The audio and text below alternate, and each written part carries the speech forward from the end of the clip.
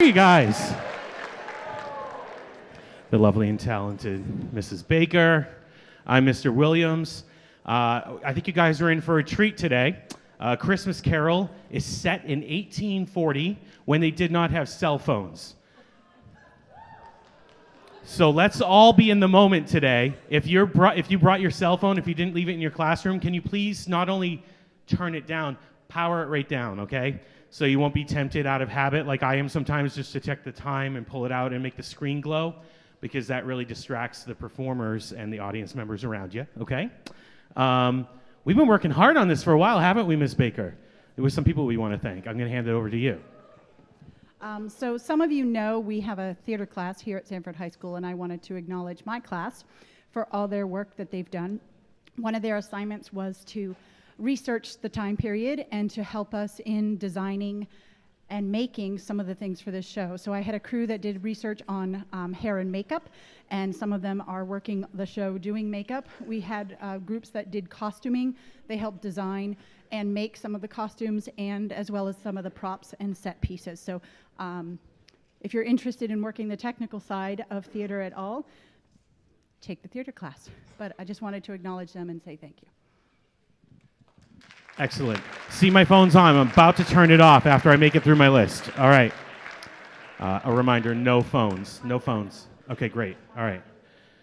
Okay, here's the thing. If you are not into being in the room, as a courtesy to the performers, could you quietly excuse yourself to the cafeteria? That's an area that you can go, and that's okay to go. It would be much preferable to being a distraction in the room. These performers are extremely nervous, as I'm sure you would be. Imagine getting up in front of your whole high school and performing, okay? Imagine getting up in front of a classroom and giving a speech. You ever get nervous doing that? Take that and multiply it by 1,000, all right? And so just out of courtesy, that's why we ask for no phones. That's why we ask for just your respect for the performers. That said, they've been working very hard. I'm super proud of them, and I think you guys are going to be blown away. If you like what you see, tell your families, because there's a show tomorrow at 7 p.m. and a show on Sunday at 2 p.m.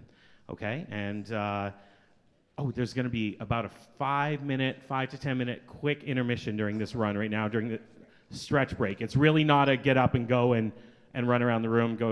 It's a stretch it out.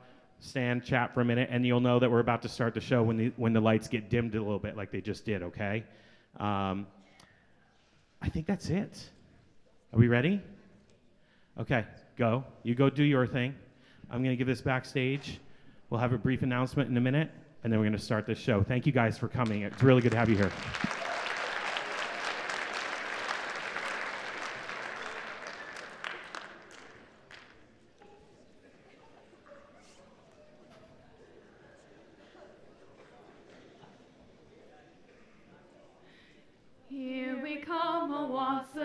Among the leaves so green, here we come a-wandering, so fair to be seen. Love and joy come to you, and to you your wassail too. And God bless you and send you a happy new year. And God send you a happy new year. We are not daily beggars who beg from door to door, but we are neighbors' children whom you have seen before. Love and joy come to you, and to you your wassail too. And God bless you and send you a happy new year. And God send you a happy new year. Marley was dead to begin with. There is no doubt whatsoever about that. The register of his burial was signed by the clergyman, the clerk, the undertaker, and the chief mourner. Scrooge signed it, and Scrooge's name was considered good for any piece of business he chose to put his mind to. Marley was as dead as a doornail. Now, I don't know what there is particularly dead about a doornail.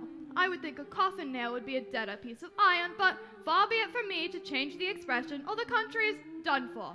So permit me to repeat, once again, emphatically, that Marley was as dead as a doornail. Scrooge knew he was dead? Of course he did. How could it be otherwise?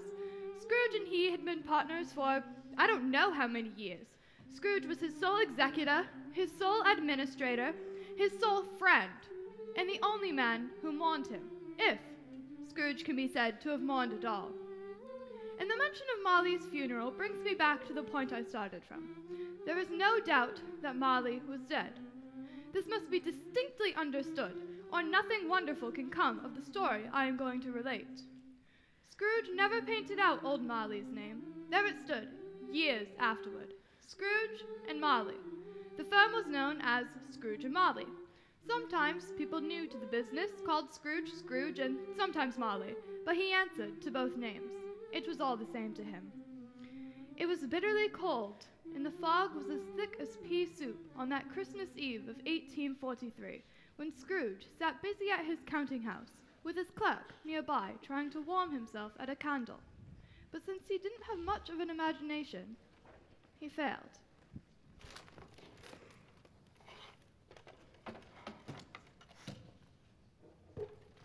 £100 apiece.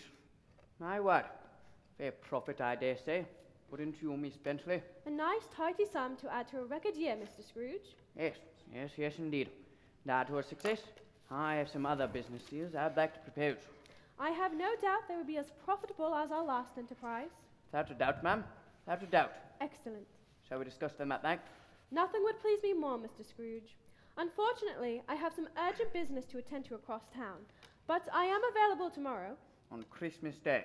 Most certainly on Christmas Day. It is a day as any other as far as I'm concerned. Why should it be absent of work? My feelings precisely, Miss Bentley. I sense we are kindred spirits when it comes to business. Till tomorrow, then. Good day. Cheerio. Good day, Mr. Scrooge. Mr. Scrooge, there's Mr. Granger here to see you, sir. Well, show him in. We mustn't keep clients waiting. Good afternoon, Mr. Scrooge, and a Merry Christmas. How do you do, Mr. Granger? I understand you have some business to propose. The business of charity, sir. Ah, charity. I see. Did you know about this, Mr. Cratchit? I'm sorry, sir. He said he had some business to discuss. Charity is everyone's business, Mr. Scrooge. And so, in this festive time of year, a few of us are raising a fund to help the poor and destitute who suffer greatly at this present time. Many thousand are in want of common comfort, sir. Are they indeed? Oh my, are there no prisons? Plenty of prisons. And the union workhouses, are they still in operation? They are, although I wish I could say they were not. And the treadmill in Porter are still in full vigor then? Both very busy, sir. Oh, thank God. I'm very glad and relieved to hear it. I was afraid from what you had said that something had happened to stop them in their useful work. Good day, sir. Mr. Scrooge's institutions scarcely furnish Christian cheer of mind or body, and so a few of us are raising money to buy the poor some food and drink and means of warmth.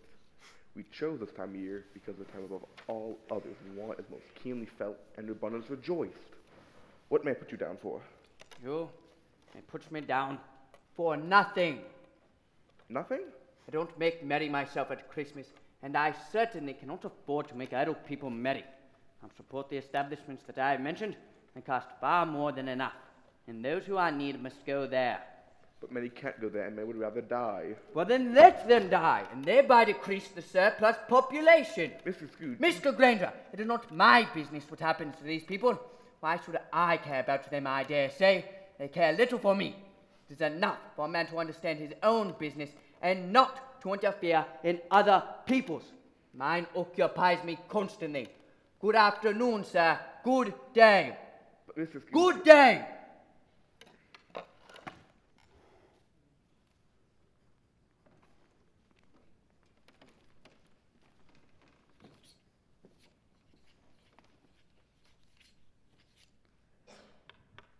A Merry Christmas, Uncle. God save you. Ah, humbug.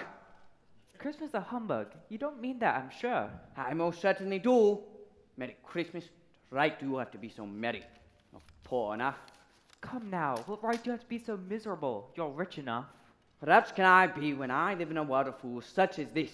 Merry Christmas. If I had my way, every idiot who went about with a Merry Christmas on his lips would be boiled in his own pudding and buried with a stake of holly through his heart. Uncle? Nephew, keep Christmas in your own way. Let me keep it in mine. But you don't keep it. Let me leave it alone then. What good has it done you? What good will it ever do you? Well, Uncle, I always thought that Christmas was a kind, forgiving, charitable time. A time where men and women open their hearts and think of themselves as fellow passengers to the grave, and not as different creatures bound on different journeys. Therefore, though it has not put another scrap of gold or silver in my pocket, I believe it has done me good, and will do me good, and I say, God bless it. Well said, I must say. Oh, you agree with my nephew. Do you, Mr. Cratchit? Why, yes, Mr. Scrooge. I think Christmas is a joyous time. Do you?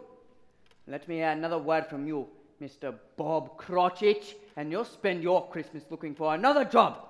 That's understood. Yes, Mr. Scrooge. Quite the powerful speaker, sir. Most impressed. So when you don't go into politics, run for office, become a member of Parliament. What a good idea. I might just do that. Can I count on your vote, Uncle? Bah! Come on, Uncle, don't be so angry. Here, come have dinner with us tomorrow. No, thank you. But why not? Man's first priority is to secure his financial future. You should have never gotten married. Why did you? Well, why did I? Well, it's because I fell in love. Because you fell in love? Bah! What a nonsense. Good afternoon.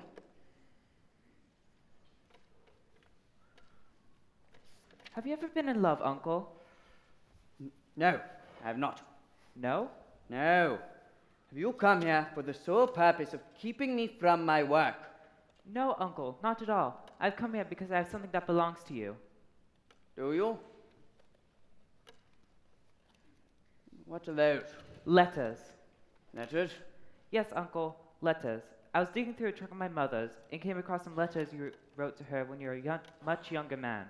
And those letters are from a very different Uncle Scrooge than the one who sits before me now. You read them? I might have read 1, 2, maybe 3.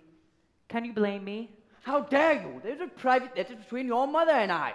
You had no right to read them. Now hand them over. I'm sorry, Uncle. I did not mean to upset you. Here, let me make it up to you. Come have dinner with us tomorrow. No, thank you. Now give me those letters. Not until you promise to come to dinner. Bah! You were always an obstinate child. Stubborn like my Uncle Scrooge, my dad used to say. Well, if you won't come join us, Uncle. How about you, Bob? How about you and your fine family join us for dinner? Oh, that's very kind of you, sir, and most unexpected, but I'm scheduled for work. Good Lord, on Christmas Day? Now that's a humbug. What mean-spirited old money grubber would make you work on Christmas Day? I wonder. If I were to stop him half a crown for it, you would think him ill-used. Yet, you don't think me ill-used when I pay a day's wages for no work. But Mr. Scrooge, it's only once a year. That's a poor excuse for picking a man's pocket every 25th of December. Bah! Surrounded by fools. Very well. You must have it. Have it. Oh, thank you, Mr. Scrooge. Excellent. Well, then I take it you can come join us, Uncle? No, no, no. Mr. Cratchit may have his day to do as he intends, but I will use my day for more profitable enterprises. I am sorry, with all my heart, to find you so resolute. But I will keep my Christmas cheer to the last. So, Merry Christmas, Uncle. Good afternoon. And a Happy New Year. Good afternoon. And Bob, my Christmas invitation stands. You are welcome to join us. That's very kind of you, and very much appreciated, but I'd rather spend time at home with the family on Christmas Day. There's nothing more important than family, is there, Bob? No, sir, nothing. Merry Christmas. Merry Christmas, sir. Merry Christmas, Uncle.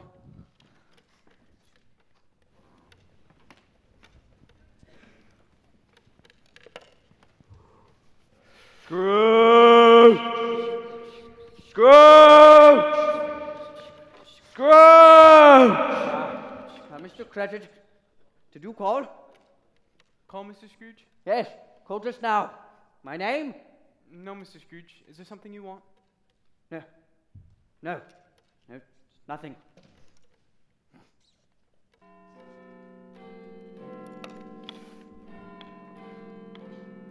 Well, Mr. Cratchit, you may have tomorrow to do with as you like, but I expect you here at your desk all the earlier the following morning. That clear? Yes, quite clear, Mr. Scrooge. Mark my word, Mr. Cratchit. This is a harsh, cruel world we live in, where your only shield against the cold hand of poverty is acquisition, profit, and gain. What a Christmas time to you but finding yourself a year older and not an hour richer? Bah! Thank you, Mr. Scrooge. Good night, sir. Good day.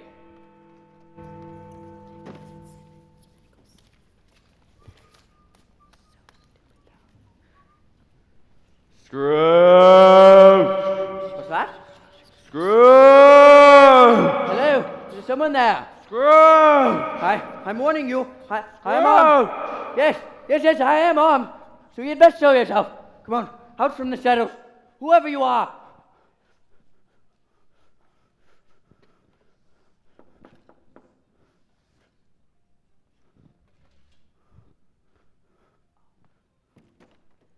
Ah, Mr. Scrooge, I'm so sorry to disturb you on Christmas Eve, but I know the late hours you work and took the chance that I might find you here at your office at this late hour.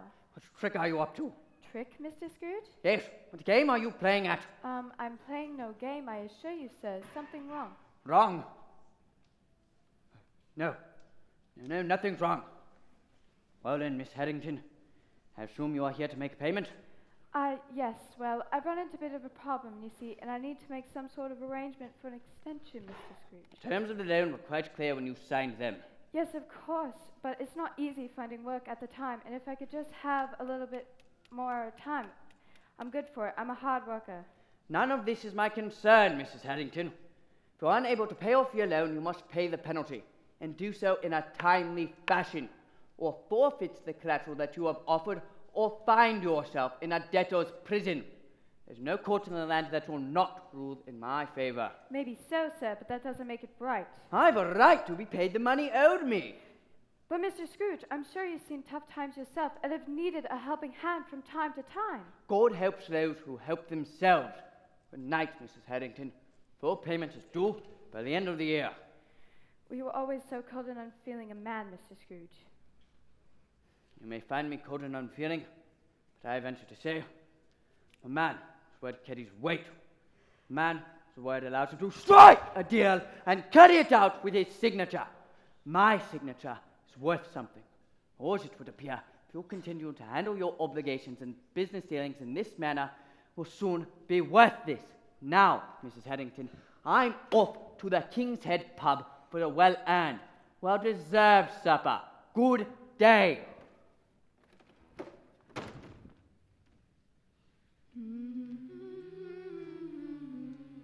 Oh, Scrooge, a tight-fisted hand at the grindstone he was. A squeezing, wrenching, grasping, scraping, clutching, covetous old sinner, to be sure. Secret, self-contained, and solitary, as an oyster. He iced his office in the dog days and didn't thaw it 1 degree at Christmas. Scrooge always took his melancholy dinner in the same melancholy tavern, and this night was no different. He read all the papers and beguiled the rest of the evening away with his banker's book before he took himself home to bed. He lived in chambers which had once belonged to his deceased partner. They were a gloomy suite of rooms.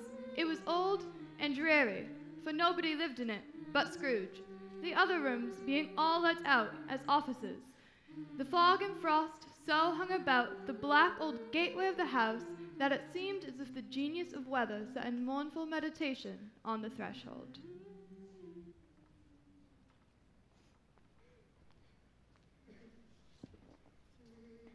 God rest ye merry gentlemen, let nothing you dismay. Remember Christ our Savior was born of Christmas Day. To save us all from Satan's power, we were gone astray. Oh, tidings of comfort and joy, comfort and joy. Oh, tidings of comfort and joy. What are you doing on my doorstep, boy? Singing, sir. Singing? Yes, sir. When you haven't have any change, would you, sir? For a poor boy just trying to make a few bob? Singing is not something I wish to pay for. Now get out of here before I call a constable. Go on, hurry up. Go sing somewhere else. Not here, not at my door. If you want money, you should earn it. Go work in the coal mines. and find yourself some other porch to hunt.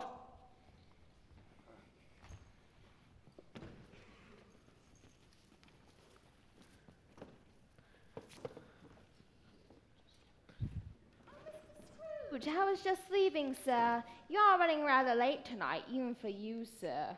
And I do have me own family to think of and whatnot, with tomorrow being Christmas and all. There's a lot of work that needs to be doing. Now, I know Christmas means very little to you, sir. We mothers and wives find ourselves with much preparation for the day. Yes, yes. We all busy ourselves with what we think is important, Mrs. Dober. Now, I lift your gruel by the fire. I put the cover on it to keep it warm. I put the bed warmer in the bed. It's to be a cold night tonight. Cold to the bones. The only people who don't feel this cold are the dead, I reckon. Yes, Mrs. Dilber, Yes, Mr. Scrooge. you noticed anything peculiar? Peculiar? In what way? No strange noises, perhaps? No stranger than usual. This place creaks and groans like an old man. Yes, everything is quite normal then. Everything is as it should be, Mr. Scrooge. Why? Is something wrong? It's just for a moment that I've been surrounded by fools this entire day. The silly nonsense and talk of Christmas has me hearing and seeing things. Good night, Mrs. Dober. Good night, Mr. Scrooge. Will you be taking your breakfast at the usual time tomorrow? I see no reason why I should have to adjust my schedule. Very well, Mr. Scrooge. I'll see you first thing tomorrow morning. Good night.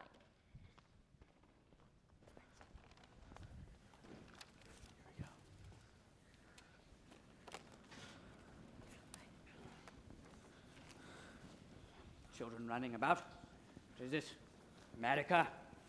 Singing? Singing. Holidays. Waste of time. Waste of money. Poor excuse for getting out of work. Work makes you strong. Work makes you level-headed. What a waste of time. Oh, nonsense. Such nonsense. Christmas. A kind, hospitable, charitable time. All humbug, I say. All humbug. Waste of time. Oh, that's it. Who's late? Scrooge! What's this? It's a humbug, I say. A humbug. Scrooge! You there! You best leave this place at once.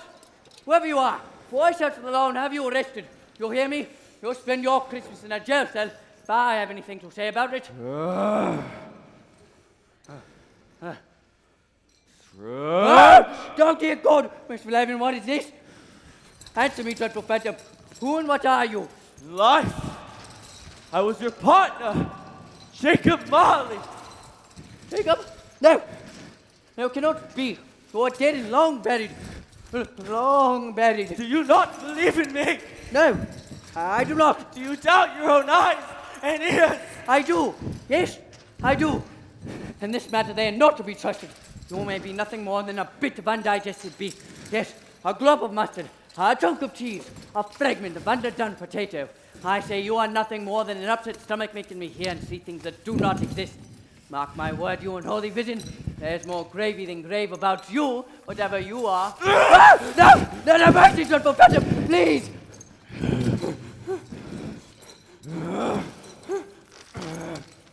Who and what are you? Please, have mercy. Man, Wally Mark, do you believe in me or not? I do. Yes, I do. I suppose I must believe in you. But why do you walk the earth and hold me, Jacob? It is required that of every man that the spirit within them should walk among his fellow men.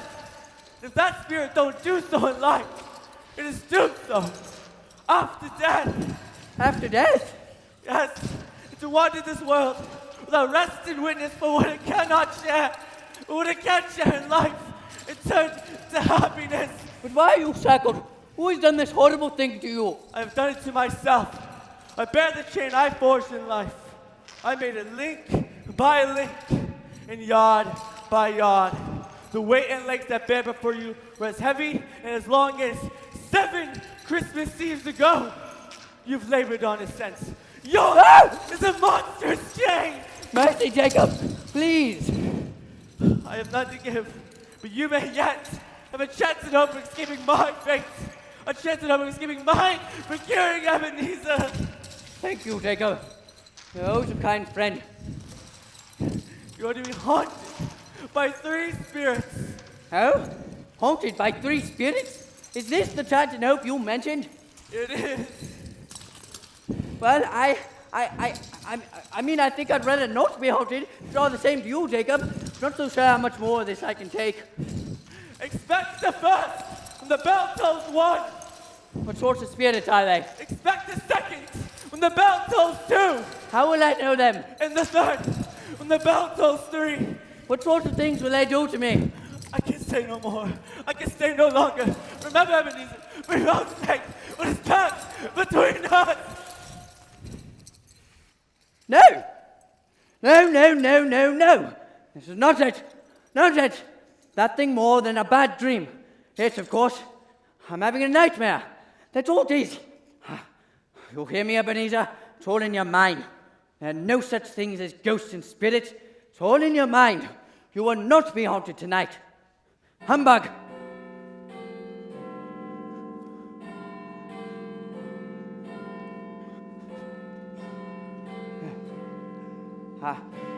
Who the spirit whose coming was foretold to me? I am. Oh, thank God. Oh, not as terrifying as I feared. Who and what are you? I am the ghost of Christmas past. Oh, are you indeed long past? No, your past. My past? Aye, my past. For your welfare. Come, Ebenezer, take my hand. I have much to show you.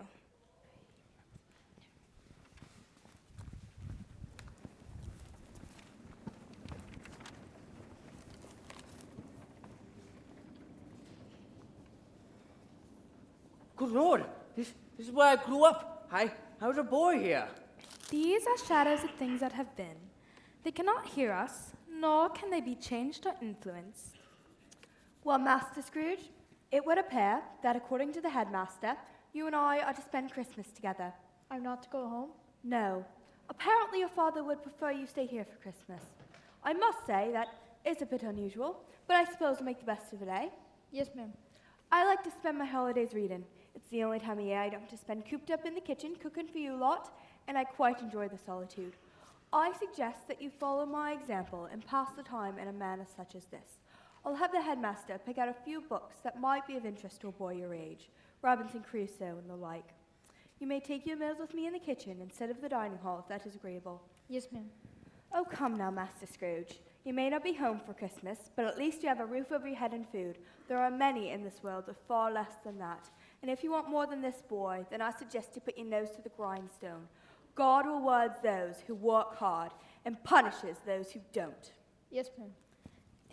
Is something the matter? No, it's nothing. Nothing. There's a boy at my door last night. Yes. He was singing a Christmas carol. I should have given him something, I suppose. But if I had to give every poor child, man or woman who father parent hard times my money, what would be left for me? We can give more than just our money, Ebenezer. We can give our time and labor to those in need. But it's not my business. If it's not your business, then whose? Come, Ebenezer, let us see another Christmas. Ebenezer, it's right here. Oh, dear brother. Fan? Yes, dear brother. Oh, that's Fan. Oh, dear Fan, I've missed you. Fan, how wonderful it is to see you. Pray, what has brought you here? I have come to bring you home, dear brother. Home? Yes, home for good and all. Home forever and ever. But how? Father has changed. Has he? Well, I'll believe it when I see it. But he has. Father's become so much kinder than he used to be. That home's like heaven. Is it? Well, that's a blessing. Last night, Father spoke so kindly and gently to me when I was going to bed. I was not too afraid to ask if you might come home. He said, yes, he should. You must. He sent me in a coach to bring you. Can you believe it? Hardly, but I'm very happy nonetheless. And you are to be a man and never return here, but first we'll be together all the Christmas song and have the merriest time in all the world. You're quite a woman, little fan. She was always a delicate creature, whom a breath might have withered. Yes, but she had a large heart. She was very generous and kind. She didn't have an enemy in all the world. Oh, Fan, how I have missed you. She died, woman. Yes, and far too young. What kind of God allows that, I ask you? She should have lived. She had children. One child. Your nephew, Fred. Yes. He's not unlike his mother in appearance to disposition, is he? No, that is true. He's not. But men need to be tough in order to get ahead in this world. My nephew is too soft-hearted. Is he? Yes, I have tried to teach him the hard work of industry, but my advice seems to have little effect upon him. It goes in one ear and out the other. Sorry to say this, but my nephew is a fool, and will always be so. And yet, he seemed happy. Come, Ebenezer, there's more for us to see.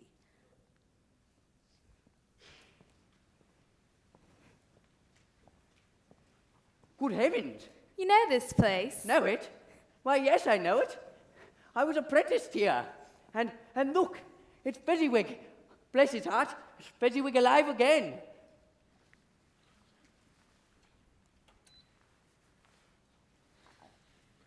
Ebenezer, I'd like you to meet a young business associate of mine, Jacob Marley. Very pleased to meet you, Mr. Marley. It's pleased to meet you too. Ebenezer has a keen mind when it comes to business. Why, year over year, he more than doubled our profit. Can you believe it? Mr. Fezziwig, sorry to interrupt, but there's a Harvey Grayson here to see you, sir. It's Dick Wilkinson. Yes, bless me, yes, there he is. We were very good friends once. Perhaps you could ask him to call back later. Tell him I'm very busy. I've tried, but he says the matter is urgent and insists on speaking with you at once. Very well. I should be with him then. If you excuse me, Jacob, I won't be long. That's quite all right. You can go and attend to Mr. Grayson. I'd like a word with the young prodigy.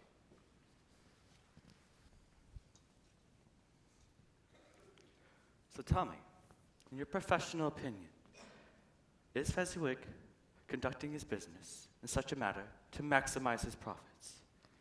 Well, Mr. Marley, I don't think it's right for me to comment on my master's business affairs. Come on. I'm only asking your opinion, not a friend of old Fezziwig. Now, to put it plainly, is old Fezziwig making as much as he could? Mr. Fezziwig, while a good man, isn't always of business. He has other priorities. I thought so. You see, Scrooge, I was going to buy him out. I even made him an offer. And suddenly you come to the scene and old Fezziwig's been drowning in money. And I ask myself, how did he manage it? He didn't manage it, did he? You did. You're the shrewd man of business, and I am most impressed.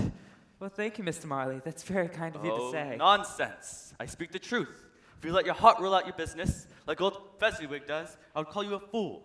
You deserve any punishment your foolishness gets you. But you're no fool, are you, Mr. Scrooge? Well, I don't consider myself a fool, but I do believe there's more to life than just business. Oh, come on, that's old Fezziwig talking. Business is life, and the life of business is making a profit, and you and I must talk business. I am fully prepared to offer you a position in my firm. Are you indeed, sir? I've been seeking a keen young man to groom as my partner, and from my inquiries, you seem to be that man. If you haven't come along, old Fezziwig will end up in the poorhouse in the winter celebrating Christmas. How about you come join me, where you can reap of all the profits of your labor, a junior partner to begin with, but if you've proven yourself worthy, an equal partnership. Well, thank you, Mr. Marley. That's very kind of you. And I'm very tempted and overwhelmed by your generous offer, but... But? Mr. Fezziwig has been more than fair with me, and I do believe I owe him a debt of gratitude. Oh, you are loyal. I'll say that. Well, you need to decide right now. But please, make a point to me in the new year, where we can discuss matters further. I have a keen eye for you, Ebenezer. You've proven yourself worthy. Now, where's old Fezziwig again? That Mr. Grayson will be the ruin of me. Then why do business with him then? He's been a client of mine for many years and stuck me when times were hard, so it seemed only fair to stick with him during his hard times. Ebenezer, make note that Mr. Grayson's payment for the lumber we shipped him last month be moved to the beginning of March. Yes, Mr. Fezziwig. Poor fellow. Now, Jacob, you must stay and have a glass of punch and join us in celebrating the holiday. I'm sorry, but I have some other business to attend to. On Christmas Eve. A small matter, but a matter that needs my attention nonetheless. Good day, sir. Merry Christmas, Mr. Marley. Yes, Merry Christmas. Merry Christmas, Mr. Scrooge. Merry Christmas, Mr. Marley. Here it is, Christmas Eve, and we're all sitting at our desks. This will never do. Come, Ebenezer. Come, Dick. Let's forget all about work and have some fun. Bring on the food, and the drink, and the music. Come now, where are my wives and daughters? Let us celebrate. Oh, my word. It's Belle. Look how young she is. How beautiful. You know her? Know her? Oh, yes, indeed I do. Belle. Oh, Belle, how wonderful it is to see you again. I've missed you. She cannot hear you. Is there no way for me to speak to her?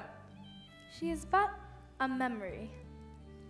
Why, husband, you never told me what an accomplished dancer our young Mr. Scrooge was.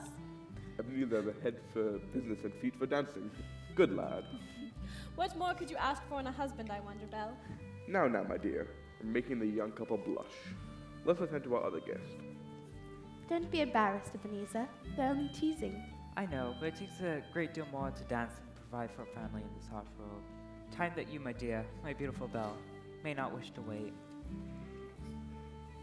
I love you, Ebenezer, and I've told you often that I will wait until our fortunes are better.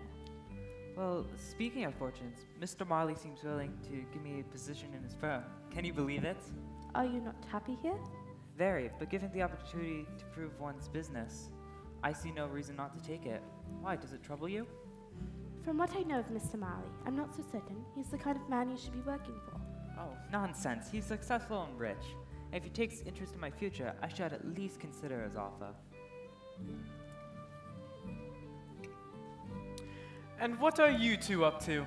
We're not up to anything. Oh, well then, perhaps I can convince Belle to join me for a dance. I'm sorry, Dick, but my dance card has already been filled. What? Come on, what's going on between you two? You can tell your friend Dick Wilkins.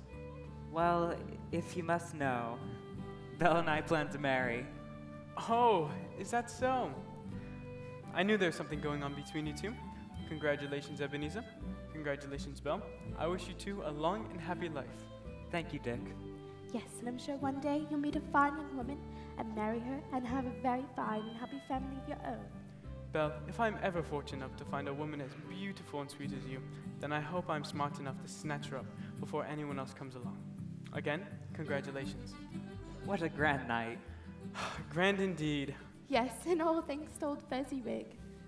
What a kind and generous man he is. To Mr. Fezziwig, may he have a long and happy life, and may good fortune follow him all his days. Well said. Agreed. I'd forgotten that old Fezziwig had such a generous spirit. Generous? How can you say that?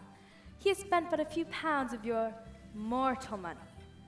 3 or 4, at most. It's not the amount he spent, Spirit. It's in his power to make us happier or unhappy, to make our work a pleasure or a toil.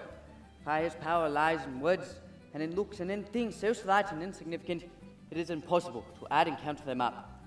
By the happiness he gives to his employees is as generous as if it had cost a fortune. So you no longer believe fools such as old Fezziwig here should be boiled in their own pudding and buried with a stick of holly through their hearts? Well, I didn't mean old Fezziwig. No. He was a good master. Very good master. I liked working for him. Treated me well. Something troubles you, I think. I was thinking about my own clerk, Bob Cratchit. How I would have liked to have said something to him just now. That's all. Belle, Ebenezer gets to spend a lifetime with you. Perhaps I could get at least one dance. Ebenezer? Oh, go on. Put the poor man out of his misery. But one dance, mind you, and then she's mine, Dick.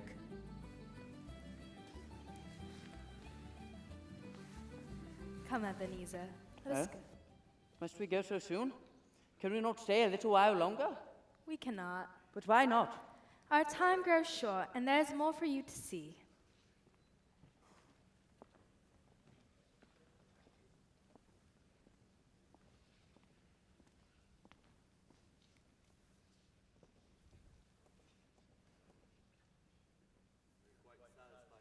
Fezziwig. You offered me a great deal more than this 5 years ago, Mr. Marley. That was 5 years ago, and your fortunes have changed. 2 shillings on the pound is more than fair. You won't get a better offer than that. And if you wait much longer, your holdings may end up being entirely worthless. I only offer you this amount due to our long association, the business we've done in the past. The hard truth is, you have little choice in the matter. So it would appear. You made the right decision. You have until the end of the week to vacate the premises. You may take any personal belongings you'd like, but remember, anything in the company name now belongs to us. Cheer up, old man. You aren't completely without means.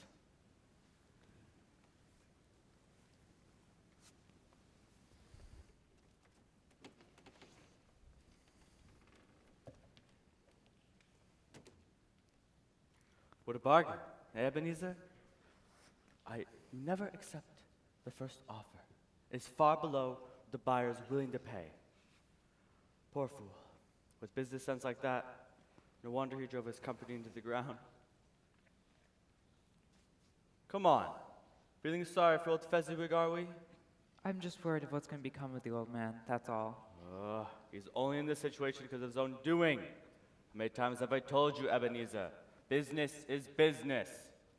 You're right, Jacob. Business is business.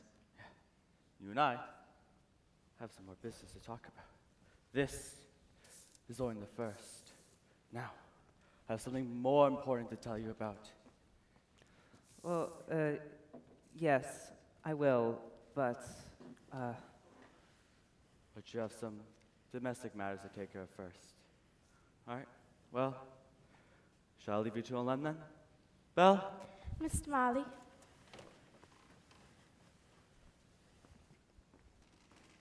Belle, what has brought you here at this time? I spoke with our friend, Dick Wickens, and he told me you and your partner, Jacob Marley, are going to buy old Fezziwigs. Yes, we have in fact. The deal is inked. You just missed the old man. You never told me. I don't discuss my other business dealings with you. Why is this any different? Dick also told me you're cutting everyone's wages by half. Yes, well, that can't be helped. Why do you think Fezziwig had to sell? He was careless with his money, extending credit when he shouldn't. We'll get the company back on its feet, sell it, and make a good profit. Ebenezer. It's business, Belle. And what am I to you then? A bad investment? Don't be silly. I'm not being silly. Another idol has replaced me in your life. And if it can cheer and come to you in the future as I would have tried to do, then I have no just cause to grieve. What are you talking about? What idol has displaced you? A golden one. There's nothing more harsh than poverty in this cruel world. How can you condemn with such contempt the pursuit of wealth? You fear the world too much. Because there is much to fear. You were not like this when we first met. I've seen your more noble aspirations disappear one by one until all you care about is profit and gain. But I'm not changed towards you, am I? You are. Do you not see it? Everything I've done has been for us. Then why have we not married? You are certainly richer than you were 5 years ago. One bad investment, one deal gone wrong can ruin a man. You want me to end up like old Fezziwig? I think not. I think you are changed. When our contract was made, you were a different man. I have not changed. Once we were of one heart. Our marriage promised happiness. But now that we are of two, my heart is filled with misery. Oh, so I make you miserable now, do I? Are you not miserable? You certainly don't seem happy at the prospect of us spending the rest of our lives together. And so, I release you. Release me? But have I ever sought release? In words? No, never. In what then? In a changed nature. Tell me, if you're not promised to marry, would you seek me out and try to win me now? Of course I would. You think not? I doubt very much you would choose a poor and dowerless girl. You who measures everything in financial gain? And if you were to turn your back on your one guiding principle, you would in time come to regret your decision. And so, I release you for the love of him you once were and for we could have been. May you be happy in the life you've chosen. Go after her, you fool. What are you waiting for? Why are you just sitting there, man? Move your feet.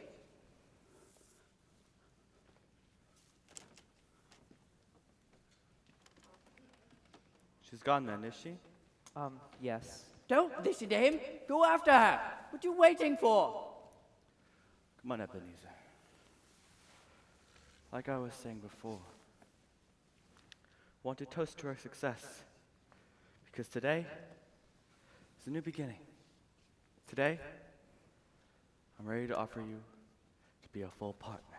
How does that sound? A full partner? I promised you, and I'm a man of my word.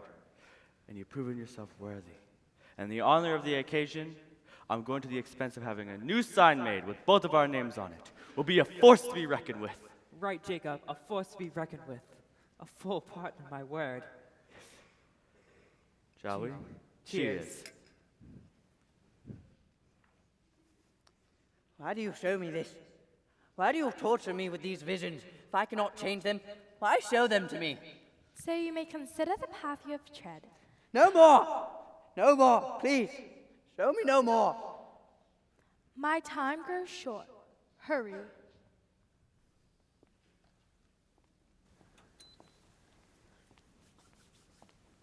My, what are you two doing out of bed? We're not tired. You should be tired after all the running around you two did today. Can't we have a story? You've already had 3. Just one more, please. More stories tomorrow, my dears. Going off to bed, you two. Your mother and I will be up shortly to kiss you two goodnight. But I'm hungry. Me too. Hungry? After all the tarts you two had for dessert? How can you be hungry? Can't we please have another story? Did I ever tell you the story of the 2 children that did not go to bed and got baked in a pie? We don't want to hear that story. No, we want to hear 'Twas the Night Before Christmas. But you've already heard that story. We want to hear it again. Yes, again, and again, and again. All right, run along, off to bed, you two. When your mother, if you're still awake, by the time your mother and I come up, we'll tell you that story.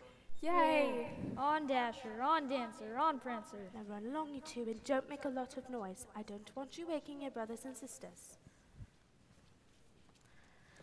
Oh my, what a day. What a grand day indeed. Oh, it feels so good to sit down. You know, I ran into an old friend of ours this afternoon in town. Oh, who? Guess. Guess. How can I? Oh, come on, be a sport. Well, give me a clue then. All right, I'll give you one. Humbug. Mr. Scrooge! Mr. Scrooge it was. And how is Ebenezer? Fully engaged with his enterprises with team. Focus on some very good business opportunities and timely investments, no doubt. What's wrong with that? We spoke of nothing but business, and I must say he did not seem very happy to see me. Why would I be happy to see you, you scoundrel? You know, Ebenezer has a peculiar effect on people these days. When he walks down the street, crowds part like the Red Sea before Moses. But I stood my ground, and he had no choice but to acknowledge my presence. Ebenezer, my good man, how are you? And what was his reply? Good day, sir. That was all. Good day, sir. Nothing more. No, who can blame him? His misfortune has been my good fortune. You, my dear, have made me rich beyond anything I could have ever imagined. He has money, but little else. How very sad. Sad? You knew him, Dick, when he wasn't so harsh with the world. He changed when his sister became ill and died. His true nature would have surfaced sooner or later, don't you think? His sister was always able to bring out his good and loving nature. If he ever had a good and loving nature, it has long since been buried and is dead to this world. I hope that's not entirely true. Oh, Belle, you see good and all. I'm so glad you thought of me good enough to marry. Surely made me wait long enough. You should have said something. You were engaged. To make my feelings known would have been most inappropriate. But I regret nothing, because I have you now, and I'm happy as ever.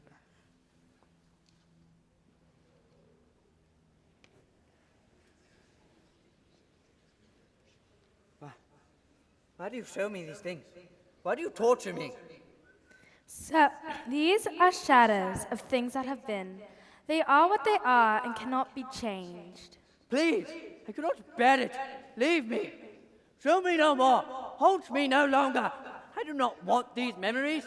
Wash them from my mind and leave me in peace.